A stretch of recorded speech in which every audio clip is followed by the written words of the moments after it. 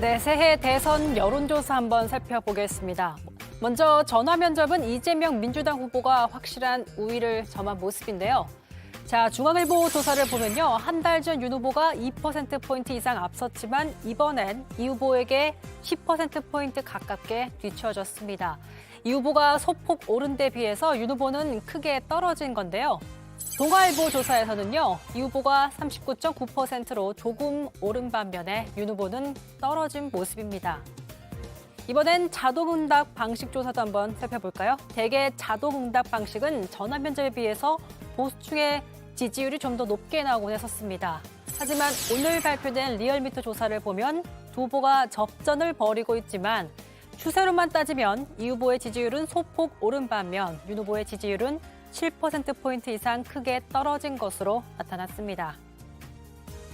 자, 정리해보면 두 면접 방식 모두 최근 추세에서 이 후보의 지지율이 조금 올랐고 윤 후보는 많이 떨어졌다라고 할 수 있습니다.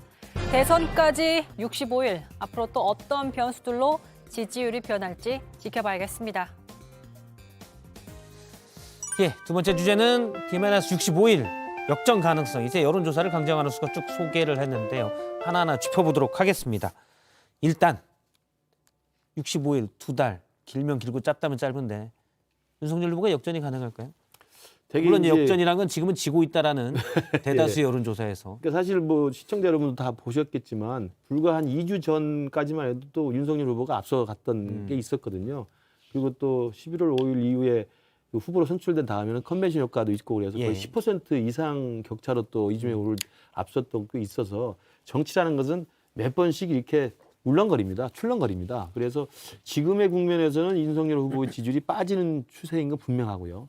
그리고 이재명 후보가 이제 자기 지지세를 결집해 나가는 양상인데 저희들로서는 여전히 아직도 역전의 가능성이 있다고 생각하는 건 두 가지 이유인데요. 하나는 정권 교체를 바란다고 대답하는 정권 교체 지지율이 여전히 정권 연장의 지지율보다는 훨씬 더 높다라고 나타나고 있다는 거고요. 예, 훨씬은 아니고 최근에서는 격차가 좀 줄어들고 있습니다. 동아일보 조사에서는 이제 근접하게 또 나오기도 했습니다. 높은 상황에 나오고 있어서 그 정권 교체 유권자들의 지지와 열망을 받아 안기만 한다면 충분히 해볼 만하다는 생각이 들고 두 번째로는 이제 다행스러운 것인지 뭐 어쩌고저쩌고 모르겠습니다만 빠진 지지율이 아직은 이재명 후보에게 가지는 않고 있다는 겁니다.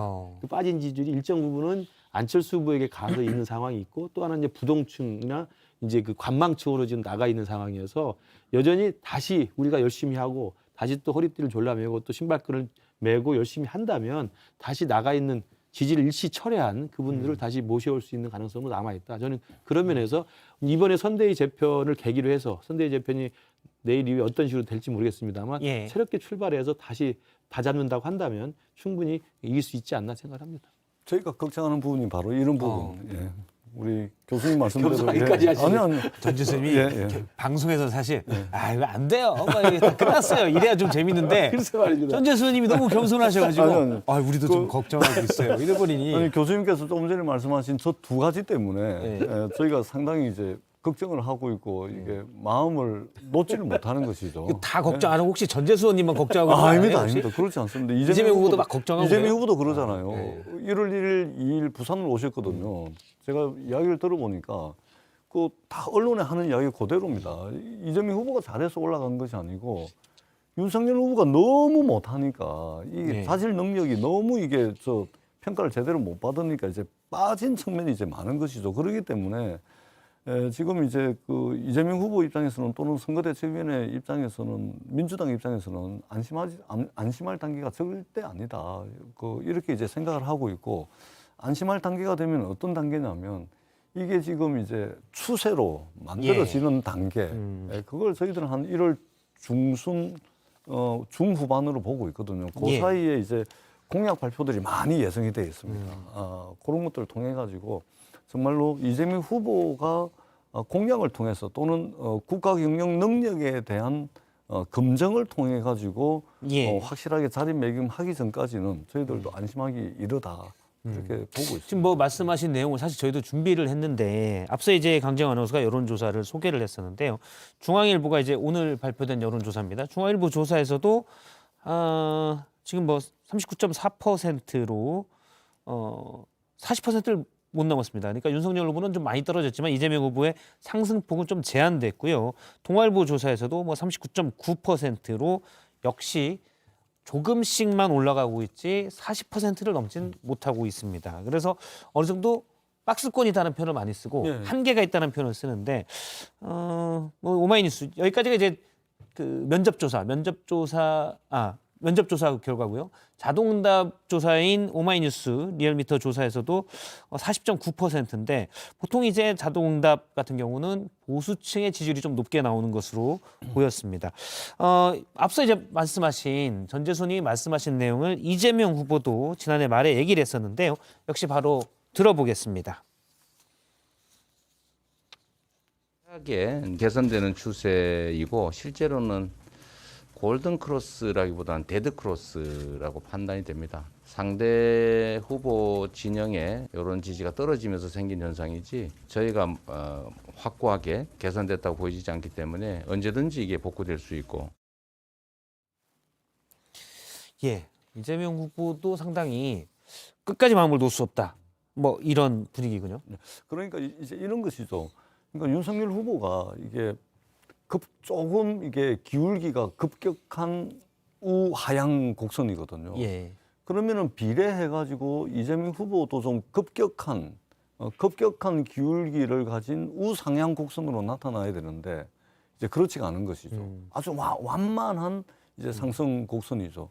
그러니까 어떻게 보면은 좀 급격하게 기울어가지고 우상향 곡선이 또 어떻게 보면 왜야? 나쁠 수도 있는데 사실은 이제 그렇게 돼야 이제 정상인 것인데 그렇지 않다는 것이죠. 그렇기 때문에 저희들은 이제 더 이제 그 국민들께서 체감할 수 있는 공약을 조금 더 발표하고 조금 더 낮은 자세로 국민들께 다가가기 위한 노력들에 최선을 다해야 된다. 그러지 않으면 위기라는 것은 언제든지 찾아올 수가 있습니다. 그러니까 65일이 남았는데 일상적 시간으로는 65일인데 이거를 일상적 시간 65일을 정치적 시간으로 환산을 하면 한 650일 된다고 봐야 되는 겁니다. 그러니까 그런 엄청난 자세를 너무 겁니다. 가지시면 안 될 것 같아요. 650일까지 생각하십니까?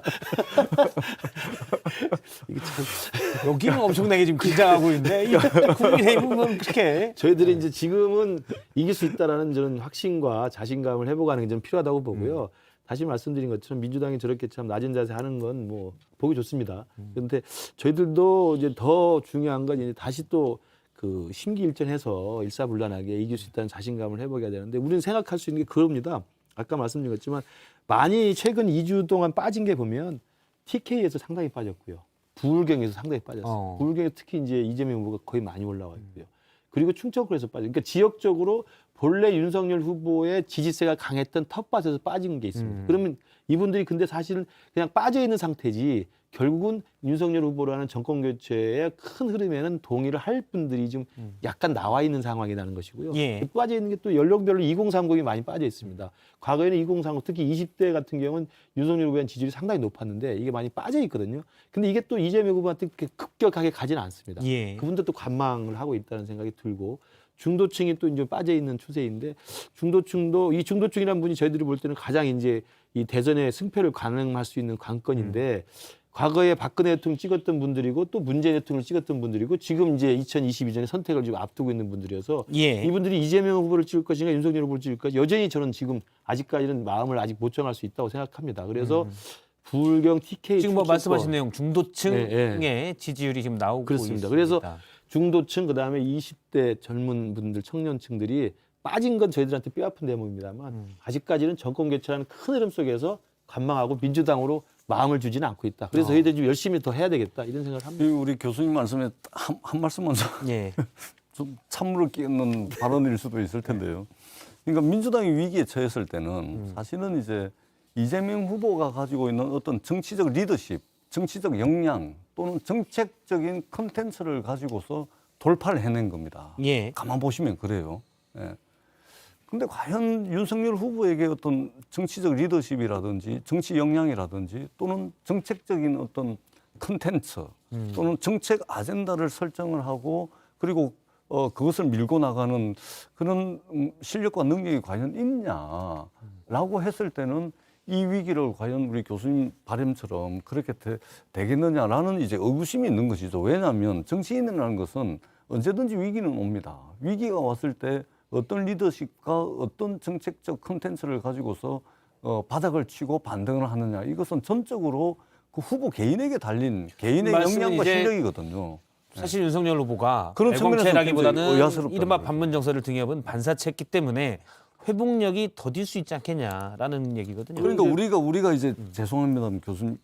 이제 그 윤석열 후보가 처음에 이제 정치 참여 선언을 했을 때 우리가 많은 이야기를 했지 않습니까? 스스로 빚을 낼 수 있는 발광체가 될 수 있겠냐, 아니면 스스로 빚을 낼 수가 없는 반사체로서만 존재할 것이냐, 이 논쟁을 많이 했잖아요. 지금 이 위기는 발광체가 될 수 없고 반사체로서 가질 수밖에 없는 한계가 다 드러난 것이죠. 그러니까 뼈 아프게 들어야 될 대목이고요.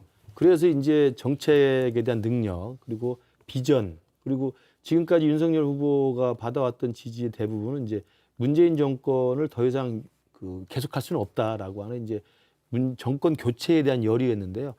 이제 국민들이 바라는 건 그걸 넘어서서 그럼 윤석열의 대한민국 5년은 어떤 모습일 것인가에 대한 궁금증이 있는 거거든요. 그래서 그런 부분을 보여줘야 된다는 말에는 100% 동의합니다. 그래서 지금 이제 신년 1월 1일부터 지금 거의 연달아서 매일 공약들을 발표하고 공약에 대한 내용들을 국민들에게 소구력 있게 전달을 할 생각을 갖고 있고요. 중요한 것은 이제 이게 반사체냐 발광체냐 문제도 윤석열 후보가 앞으로는 계속 이제 가다듬어야 될 중요한 그 내용이긴 합니다만, 그러면 반사체든 발광체든 국민들이 50% 넘는 분들이 지금도 정권 교체에 대해서 동의하고 있는 이유는 무엇인가? 그리고 그것이 제가 볼 때는 어쨌든 윤석열 후보를 지지하고 있는 가장 중요한 정치적 자산이기 때문에 그 정치적 자산 위에서 지금 전 의원이 말씀하신 것처럼 정책에 대한 어떤 능력, 비전, 그리고 리더십. 리더십 부분은 사실은 검찰총장 시절의 리더십과 대선 후보로서의 리더십은 조금 발전해야 된다고 생각합니다. 그런 면에서 좀 뼈아픈 대목이라고 생각합니다만 충분히 노력해서 보여줄 수 있다고 생각합니다. 이재명 후보도 하나 여쭤보면 지금 지지율 앞서 이제 40%의 한계점이 있기 때문에 애초에는 이제 많이들 얘기했던 게 이번 대선은 양자 대결에, 물론 다른 후보도 있지만 여야의 대표 후보들이 뭐 박빙의 승부를 볼 것이다라는 얘기들이 많이 있었잖아요. 그런 면으로 봤을 때는 40% 지지율이, 물론 지지층이 나중에 또 더 결집할 수 있겠지만, 혹시 두 후보 모두 비호감이 크기 때문에 이재명 후보의 40%가 비호감 지지층을 하면 한계 아닌가, 이런 지적도 있거든요. 그렇지는 않을 겁니다. 예, 지금 이제 윤석열 후보가 빠지는 것만큼 그 이재명 후보 쪽으로 급격하게 여론조사 지지율로 나타나고 있지는 않은데 어떻든 박스권 상단을 치고 있습니다. 요 박스권 상단은 계속 치다 보면 뚫게 돼 있는 것이고, 그다음에 박스에 이제 약한 박스에서 충분히 올라갈 수 있다. 저는 칠 수 있을 거라고 보고, 더 중요한 것은 국민들이 또는 유권자들이 후보를 선택하는 기준이 여러 가지가 있을 수가 있습니다. 예를 들면은 당이 좋아서 지지를 하거나, 아니면은 뭐 도덕성이 월등해서 치거나, 아니면은 실력과 능력이 좋거나, 아니면은 공약이 좋거나, 여러 가지 요인이 있는데, 설사 이제 비호감도가 높아가지고 박스권 상단을 치지 못하지 않느냐, 이런 이제 의구심을 가질 수 있을지는 몰라도, 그거는 이제 지지 후보를 정하는 데 있어서 여러 가지 요인 중에 하나인 것이고, 결국은 뭐냐면 지금 이 극단적인 불확실성의 시대를 살고 있고 굉장히 어두운 터널의 한 중간을 지나고 있는데, 결국은 도덕성보다는 제가 볼 때는 추진력, 그다음에 실력, 그다음에 이 어려움을 돌파할 수 있는 능력과 정책적인 컨텐츠가 될 가능성이 많아요. 결국은 실력과 능력, 검증된 실력과 능력이 대통령이 될 가능성, 대통령을 선택하는 첫 번째 기준이 될 거라고 보면은 조만간에 이 박스권 상단도 치고 올라갈 가능성이 많다. 왜냐하면 오늘 뭐 사실 당원 게시판을 민주당이 새로 실명제로 열었는데, 일부에서는 또 민주당 내에서도 후보 교체 여론이 조금씩은 나와서 뭐 때문에 혹시 다 마음을 넣는데. 뭐 계속 노력해야죠. 계속 노력해야 되고, 아직 뭐 부족하다고 생각을 하고 있고, 뭐 그런 여론이 있긴 있습니다. 그런데 이전보다는 많이 줄어들었습니다. 많이 완화됐다는 말씀드리겠습니다. 제가 볼 때는 뭐 저도 좀 찬물을 끼얹는 말씀드리면 이재명 후보에 대한 비호감도 하고 국민적인 차원에서, 그리고 이제 뭐 여러 가지 뭐 논란이 있지 않았습니까? 뭐 여비오 스캔들, 뭐 형수 욕설부터 시작해서 이제 뭐 정가 사범 등등의 이제 그런 비호감 요소가 있고, 또 하나는 지금 말씀하신 것처럼 당내에 일단은 명락대전 이후에 그 이낙연 후보까지 또 껴안는 원팀의 모습을 보였습니다만, 여전히 친문 이 지지층들 사이에서는 지금 마음의 문이 유기적으로 결합되는 건 저는 아니라고 생각합니다. 그래서 40%대를 치고 올라가서 급속도로 상승하는 건 저는 어렵다고 보고요. 그래서 다만 저는 민주당의 전략을 저는 어떻게 이해하냐면 정세 분석 실장으로서 보면은 어차피 난전판을 만들어서 어차피 이재명 후보도 비호감이 높으니까 그러면 윤석열 후보도 똑같이 그냥 비호감이 높은 사람으로 난전을 트고 예. 뭐 엉망이 되고 지리탕 싸움이 되면 지리탕 싸움이 된 상태에서 대규모 기권층이나 부동층을 만들어내고 그 다음에 이제 새 결집으로 가면 사실 민주당이 조직적인 진짜다. 결집의 차원에서는 굉장히 뛰어난 분들이 많거든요. 그런 면에서 보면 이제 이길만 하다고 생각을 하는 것 같아요. 그래서 저희도 이제 그런 전략 하에서 민주당의 전략을 우리가 파악하고 반박 시간을 드려야 되는데 저희가 아니, 시간이 아니, 없어. 일단 제가 반박 잠깐 얘기하면 정세 분석 실장님께서 정세 분석을 이렇게 하고 계시니까 지금 오늘 이 난리가 나는 거예요. 일단 그 네거티브 하지 말자고 이재명 예, 후보가 예, 얘기했지만 윤석열 후보가 과거에 뭐 하다 보면 다 그렇게 또 된다 이렇게 얘기를 할 수 있습니다. 정세분석 실장의 얘기와는 좀 일단 메시지 자체는 다르게 나가고 있는 거죠. 정세 분석이 제대로 안 되고 있는 거예요. 그러니까 정세 난리가 나는 분석이 거예요. 상대방의 전략을 저희들 볼 때는 이재명 후보의 비호감도가 높기 때문에 비호감들을 평준화시킴으로써 저는 약간 좀 지리탕 싸움으로 몰아가는 측면이 있는 것 같아요. 저- 알겠습니다. 전-